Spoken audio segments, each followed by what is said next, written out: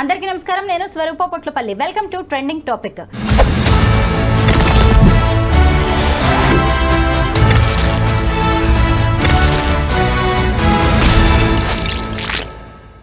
కర్ణాటక మాజీ డీజీపీ ఓం ప్రకాష్ దారుణ హత్య కేసులో అనేక భయంకరమైన విషయాలు వెలుగులోకి వస్తున్నాయి. భార్య పల్లవియే ఆయనను కట్టేసి కళ్ళల్లో కారం కొట్టి కత్తితో పొడిచి చంపినట్టుగా పోలీసుల ఇన్వెస్టిగేషన్ లో తేలింది. ప్రస్తుతం నాతో పాటు ఫ్యామిలీ కౌన్సిలర్ రజనీ రమ గారు ఉన్నారు. ఆవిడతో మాట్లాడదాం. నమస్తే రజనీ గారు. మీరు కూడా చూస్తున్నారు కదా, ఆదివారం కర్ణాటక మాజీ డీజీపీ ఓం ప్రకాష్ గారు దారుణ హత్యకు గురయ్యారు. మొత్తానికి ఇది ఇంట్లో వాళ్ల పని అయ్యి ఉంటుందని పోలీసులు కూతుర్ని భార్యని అదుపులోకి తీసుకొని విచారణ జరిపారు. అనుకున్నట్టుగానే ఆయన హత్య కేసు వెలుగులోకి వచ్చింది. మీరేమంటారు ఈ కేసు గురించి? అది ఆస్తి తగాదాలని చెప్తున్నారు కదా, తగాదాన్ని కూడా కాదు, ఈయన ఎవరికో ఆస్తిని రాసినట్టు లేదా ఆస్తి ఏదో ట్రాన్స్ఫర్ చేసినట్టు ఏదో అలా మనకి న్యూస్ తెలుస్తుంది కదా. ఇప్పుడు ఆస్తి గొడవలేనండి ఎవరికైనా సరే కక్షలకి దారి తీస్తుంది. ఇప్పుడు చెప్తారు చూడండి, అన్ని సంబంధాలు డబ్బు సంబంధాలే. ఏ ఇద్దరి మధ్యన కూడా డబ్బు ప్రధానమైనటువంటి పాత్ర పోషిస్తుంది. అందుకనే ఫ్యామిలీ మెంబర్స్తో కలిసి ఆలోచించి నిర్ణయాలు తీసుకోవాలి. ఏదైనా కూడా ఇండివిజువల్ డెసిషన్స్ తీసుకుంటే ఫ్యామిలీ మెంబర్స్కి నచ్చదు. అసలు ముందుగా రజనీ గారు, మనం ఈ హత్య జరిగిన విధానం గురించి మాట్లాడుకోవాలి. పోలీసుల ఇన్వెస్టిగేషన్లో అయితే అనేక భయంకరమైన విషయాలు బయటకు వచ్చాయి.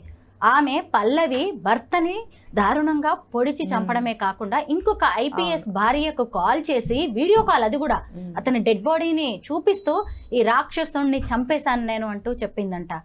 పైగా ఇంకొకటి ఏంటంటే, ఆమె తనని చంపేస్తానని గతంలో కూడా చెప్పినట్టుగా తెలుస్తోంది. అంటే ఒక భార్య ఇలా వీడియో కాల్ చేసి మరి డెడ్ బాడీ చూపించడం ఏంటి, రాక్షసుడు అనడం ఏంటి, వీటన్నిటి గురించి చర్చ జరుగుతోంది. ఇప్పుడు ఒక ఆస్తి గొడవే కాకపోవచ్చు, వీళ్ళిద్దరి మధ్యన రిలేషన్ కూడా అంత బాగలేదని అనిపిస్తుంది నాకైతే. ఎందుకంటే ఇప్పుడు వీళ్ళ ఇష్టానికి వ్యతిరేకంగా వాళ్ళు ఇష్టానుసారంగా ప్రవర్తించడానికి అలవాటు పడతారు కొంతమంది. ఇప్పుడు అతను police department that higher cadre చేశారు. ఇంకా అధికార దర్పం, అధికారంతో వచ్చినటువంటి అహం, అధికారంతో వచ్చినటువంటి ఒక గర్వము, తర్వాత నాదే పై చేయిగా ఉండాలి, నా నిర్ణయమే కరెక్టు, నిర్ణయం నాదే ఉండాలి. తర్వాత డిపార్ట్మెంట్లో ఎలా ఉన్నారో ఇంట్లో కూడా ఆ విధంగా మాట్లాడటము, బిహేవ్ చేయటం అనేది చేస్తుంటారు కొంతమంది. ఇలాంటి వాళ్ళని నేను చాలామందిని చూశాను. అలా చేయడం వల్ల కొంతవరకు కొంతకాలం వరకు అన్నీ బాగానే నడుస్తాయి. కానీ సహనం అనేది హద్దులు దాటితే భరించలేరు వాళ్ళు. పిల్లలైనా కానీ, భార్య అయినా కానీ, ఎవరైనా కానీ అది ఆ హద్దులు దాటకుండా చూసుకోవాలి. సరే, ఓకే, డిపార్ట్మెంట్లో ఉన్నంత వరకు ఆ బిహేవియర్ కొంత నడుస్తుంది. రిటైర్ అయిన తర్వాత మార్చుకోవాల్సిన అవసరం ఎంతైనా ఉంది. అది వేరు, అది జాబ్ కోసం నువ్వు ఆ వేషం వేసుకున్నావు, ఆ రకంగా నువ్వు బిహేవ్ చెయ్యాలి. ఎందుకంటే కొన్ని కఠినమైనటువంటి నిర్ణయాలు తీసుకోవాలి, స్పాట్లో తీసుకోవాల్సి ఉంటుంది. అలాంటప్పుడు నీ ఆలోచన ధోరణి కొంచెం కఠినంగానే ఉంటుంది కూడా. అది నువ్వు తీసుకొచ్చి ఇంట్లో కూడా అలాగే ఉండాలంటే ఇది కుదరదు. ఏదో నువ్వు పోలీసు వాడివి, ఇంట్లో అందరూ పోలీసు వాళ్ళు కాదు కదా.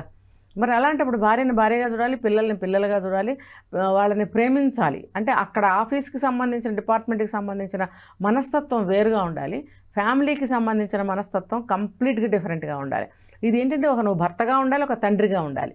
అయితే హత్యలు అనేవి మనం ఏమాత్రం సమర్థనీయం కాదు. భార్యాభర్తల మధ్య ఏవైనా గొడవలు ఉండొచ్చు, ఆస్తి తగాదాలు కావచ్చు, కుటుంబ వ్యవహారాలు కావచ్చు, ఆమె మానసిక స్థితి సరిగా లేదని ఇప్పటికే కొడుకు చెప్తున్నాడు, అది కూడా కావచ్చు.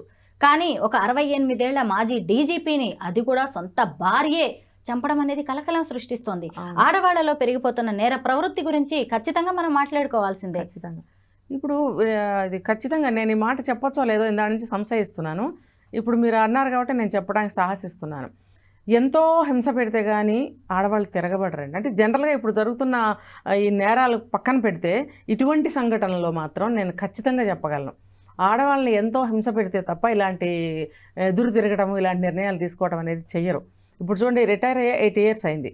ఆమె కూడా పెద్దావిడే అయి ఉండాలి. మరి ఇంతకాలం ఆవిడ ఎన్నో భరించి ఉంటుంది ఆయనతోటి. ఆయన కూడా ఏం టార్చర్స్ పెట్టుంటాడో. తర్వాత ఆస్తి వివాదం ఒకటి, మరి కూతురు కొడుకు ఈమెకు సపోర్టే ఉన్నారు అని అంటే ఖచ్చితంగా ఆయనది డీజీపీ ఎవరైతే ఉన్నారో ఆయన తప్పు ఉండే ఉంటుంది. ఇప్పుడు నేర ప్రవృత్తి పెరిగిపోతుంది అని అంటే పెరిగిపోతుంది కాబట్టి ఫ్యామిలీ మెంబర్స్తో అందరూ కూడా ఎలా బిహేవ్ చేయాలి, ఒకళ్ళతో ఒకళ్ళు ఫ్యామిలీలో ఎలా బిహేవ్ చేయాలి. సభ్య సమాజంలో కూడా ఒక మనిషితో ఎలా బిహేవ్ చేయాలి అనేది ఖచ్చితంగా ఈ సంఘటనల ద్వారా మనకు తెలుసుకోవాలి. అటువంటి నేచర్ని మనం అలవాటు చేసుకోవాలి కూడా. ఇప్పుడు కోపతాపాలు పెంచే విధంగా, కక్షలు పెంచే విధంగా, రెచ్చగొట్టే విధంగా ఉంటున్నాయి ప్రవర్తనలు కానీ, మాటలు కానీ. అవి ప్రతి ఒక్కళ్ళు కూడా మానుకోవాలి. తగ్గించుకోవాలి అన్నట్లయితేనే మానుకోవాలి.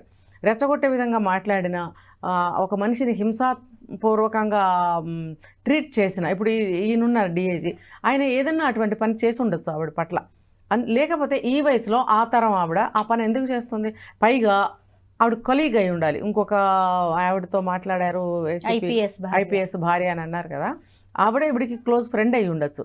ఏదైనా తరచుగా ఇద్దరు మాట్లాడుకుంటూ ఉండొచ్చు, ఇంటి విషయాలు మాట్లాడుకుంటూ ఉండొచ్చు. అంటే ఈవిడ అనుభవిస్తున్న మనోవేదన ఏదైనా ఉంటే ఆవిడతో షేర్ చేసుకుంటూ ఉండొచ్చు. అందుకే నేను చంపేశానని చెప్పి ఆవిడకి వీడియో కాల్ చేసి చూపించడం జరిగింది. అయితే అంత జరగబట్టే ఈవిడ ఆ హత్య చేయడానికి పూనుకుంది అనేది అర్థమవుతుంది. కట్టుకున్న భర్తల్ని, కన్న బిడ్డల్ని కూడా చంపడానికి ఈ ఆడవాళ్ళు ఏ మాత్రం ఆలోచించట్లేదు. ఈ మధ్య అమీన్పూర్ లో వివాహేతర సంబంధం కారణంగా 3 పిల్లల్ని రజిత అనే ఆమె ఎలా చంపిందో చూసాము. మళ్ళీ ఇక్కడ గాజుల రామారం హైదరాబాద్ లో కూడా పిల్లలకి ఆరోగ్య సమస్యలు, తనకి ఆరోగ్య సమస్యలు అంటూ ఒక తల్లి వేట కొడవలితో 2 మగ పిల్లల్ని చంపేసి తాను ఆత్మహత్య చేసుకుంది. ఎందుకు ఆడవాళ్ళు ఇంత బలహీనంగా తయారవుతున్నారు? ఎందుకు ఇంత క్రూరంగా మారుతున్నారు? విషయం ఏదైనప్పటికీ కూడా ఆలోచన శక్తిని కోల్పోతున్నారు. సహనం అనేది అస్సలు ఉండటం లేదు. తను అనుకున్నది జరగట్లేదు, అంతే. వెంటనే ఈ నిర్ణయాలు తీసుకుంటున్నారు. ఇది ఎంతవరకు కరెక్టో, చెయ్యొచ్చా లేదా, దీనివల్ల రిఫ్రిగేషన్స్ ఏంటి, నెక్స్ట్ మినిట్లోనే వాళ్ళు జైలుకి వెళ్తారనే విషయం కూడా వాళ్ళు ఊహించలేకుండా ఉన్నారా? ఇది తెలుసుకోవాలి వాళ్ళు. ఇప్పుడు అంటే కొంతమంది అనుకుంటూ ఉంటారు, ఈ వేదన భరించే కంటే మేము వెళ్ళి జైల్లో కూర్చోవటం మంచిది. ఇప్పుడు అక్రమ సంబంధాలు కానీ అవే ఎక్కువ జరుగుతున్నాయి, భర్తల్ని చంపేయడము. ఇప్పుడు మనం చాలాసార్లు చెప్పుకున్నాం, అక్రమ సంబంధాలు ఉంటే మీరు వెళ్ళిపోండి కానీ మనుషులను చంపకండి. అలాంటప్పుడు అది కూడా వాళ్ళు పాటిస్తే మంచిది. మీరు వదిలేసి వెళ్ళిపోండి, వీళ్ళ బాధ వీళ్ళు పడతారు, అంతేగాని చంపవలసిన అవసరం లేదు. అంటే వాళ్ళ కక్ష తీరటం లేదు అక్కడ. నన్ను ఇంత బాధ పెడతావా, లేకపోతే ఒక ఉన్మాదంలో ఉంటారనమాట. మా దారికి అడ్డు వచ్చారు. ఇది మనకి డైరెక్ట్గా న్యూస్ తెలిసినప్పుడు ఆ న్యూస్ గురించి మనం మాట్లాడుకుంటున్నాం, కానీ దాని వెనకాల ఏం జరిగి ఉంటుంది అనేది వాళ్ళిద్దరికీ తెలుస్తుంది. అంటే ఈ అమ్మాయిగా ఏదైనా తప్పు చేసినా ఆ అబ్బాయి అడ్డుకున్నప్పుడు వాళ్ళిద్దరి మధ్యన సంఘర్షణలు కానీ, గొడవలు కానీ, ఆర్గ్యుమెంట్స్ కానీ ఏమేమి జరిగాయో అవన్నిటికీ కూడా ఇలాంటి హత్యలు జరగటానికి అవన్నీ కూడా కారణాలు అవుతాయి. అయితే కారణం ఏదైనప్పటికీ కూడా నీకు కలిసి ఉండాలని లేనప్పుడు ఇమ్మీడియట్గా నువ్వు వెళ్ళిపోవచ్చు. ఎవ్వరూ నీకు అడ్డుపడరు. ఒకవేళ ఆ అబ్బాయి నీ వెంటబడి నిన్ను హత్య చేస్తాడని భయపడాల్సిన అవసరమే లేదు నీకు. నాకు ఇష్టం లేదు, ఇప్పుడు తాళి దింపి మొహాన్ని కొట్టి వెళ్ళిపోతున్నారు కదా, వెళ్ళిపోండి. ఇవి మగవాళ్ళు కూడా నేను చాలాసార్లు చెప్పాను, మళ్ళీ చెప్తున్నాను, అలా వెళ్ళిపోవాలనుకున్న భార్యలైనా భర్తలైనా సరే దండం పెట్టి పంపించేసేయండి. హత్యల దాకా, ఆత్మహత్యల దాకా తీసుకొని తెచ్చుకోవద్దు. మీ లైఫ్ మీరు సుఖంగా బ్రతకండి అని నేను చెప్తున్నాను. రజనీ గారు, ఈ మధ్య జరిగిన ఒక 3-4 ఘటనల గురించి మనం మాట్లాడుకుందాం. వరంగల్లో జరిగిన సుమంత్ రెడ్డి హత్య గురించి మనం గతంలో మాట్లాడుకున్నాం. భార్య ఫ్లోరా మరియా చేయించింది, దానికి కారణం వివాహేతర సంబంధం. రజిత 3 పిల్లల్ని చంపేసిందంటే వివాహేతర సంబంధం. తర్వాత తేజస్వి 2 బిడ్డలను చంపి తాను ఆత్మహత్య చేసుకుందంటే ఆరోగ్య సమస్యలు. ఇక్కడ డీజీపీ భర్తనే, మాజీ డీజీపీ అయిన వ్యక్తిని భార్య చంపేసింది అంటే దాని వెనక ఉన్నది కుటుంబ కలహాలు. అంటే ఏంటి, ఇవన్నీ కూర్చుని పరిష్కరించుకోలేనివా? హత్యలే వీటికి పరిష్కారమా? కూర్చుని మాట్లాడుకునేంత సహనం వాళ్ళల్లో ఉంటే అసలు సమస్య అంత దూరం రాదండి. వాళ్ళు చేస్తున్నది తప్పు అయినప్పుడు, వాళ్ళ తప్పు మార్గంలో వెళ్ళిపోవాలని అనుకున్నప్పుడు ఆలోచన సహకరించదు వాళ్ళకి. ఆ ఆవేశంలో ముందు అనుకున్నది చేసేయాలి, అడ్డు తొలగించుకోవాలి. ఇవన్నీ నాకు అడ్డంగా ఉన్నాయి. ఇంకోటి, సంసారంలో కొంచెం వాళ్ళకి గొడవలు కూడా ఉంటుంటాయి ఈ విషయాల పట్ల. ఇప్పుడు ఈమె ఇలా ప్రవర్తిస్తున్నందుకు భర్త కూడా ఏదో ఒకటి అంటూ ఉన్నప్పుడు ఆ మాటల టార్చర్ కూడా భరించలేకపోతారు. తను చేస్తున్న తప్పు అని గ్రహించకుండా, ఇదిగో ఇలాంటి ఆర్గ్యుమెంట్స్ జరిగినాయి, ఇలాంటి గొడవలు జరిగాయి, పిల్లలు అడ్డమైపోయారు. ఇప్పుడు నేను అతనితో వెళ్ళాలనుకున్నాను, పిల్లలు స్కూల్ నుంచి వస్తారు, నాకు ఇవన్నీ అడ్డాలు, ప్రతిబంధకాలు.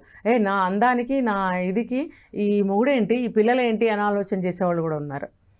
ఇవన్నీ కూడా ఇలాంటి కారణాలు తీసుకుంటే అనేకం ఉన్నాయి. కాబట్టి వీళ్ళు కూర్చుని మాట్లాడటానికి అస్సలు ఇష్టపడరు.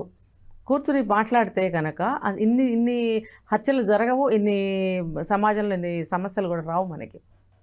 నిజమే. ఒక పోలీస్ బాసే ఏకంగా భార్య చేతిలో హత్యకు గురవడం అనేది సెన్సేషన్గా మారింది. కారణాలు ఏవైనా సరే ఆయన భార్య హత్య చేయడం అనేది పెద్ద నేరమే. Thank you so much Rajani గారు.